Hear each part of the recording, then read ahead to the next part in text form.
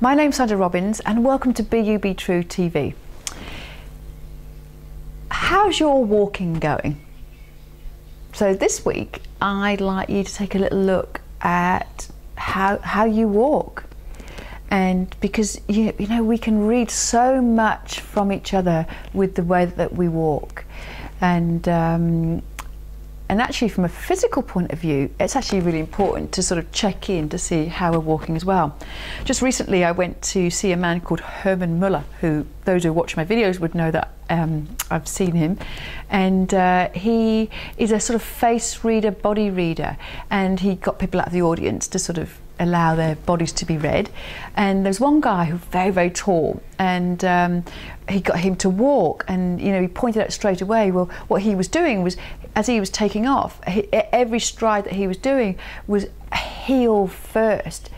And he explained, how can you be balanced? How can you flow when you are clunking down and really heavy on your heels, when that's what the balls of our feet are for, so that you can sort of spring around and be much, much lighter.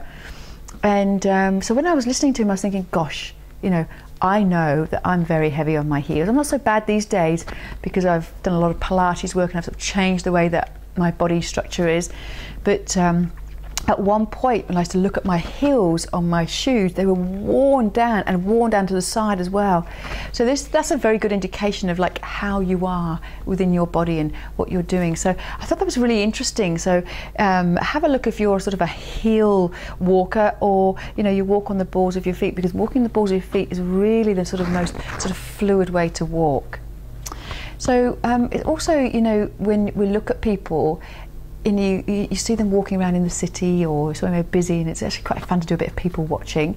But you can read so much whether someone's really present in their body, or they're happy, or life's a bit tough, and gosh, I'm having a really hard time at the moment, head down, and you can read so much about someone with that. So but what's very interesting is they actually say that and there is research to prove this, that if you do catch yourself and you are round-shouldered and you don't feel like you've got a lot of personal presence at the moment, you can change that.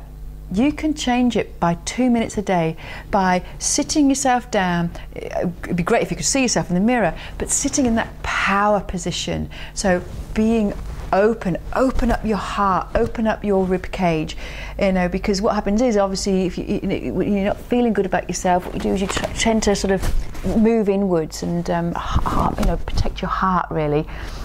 So personal presence comes from opening up and having your heart open and exposed and vulnerable, but you're okay to do that. So so sit in that power position, really open up, get your body language open, legs open. Now you can see people that sit there in their power. They're very open and they're very powerful. So, and they say, research, they prove it, that 2 minutes a day of just practicing that can help you shift yourself out of feeling vulnerable or helpless, or or not having personal presence.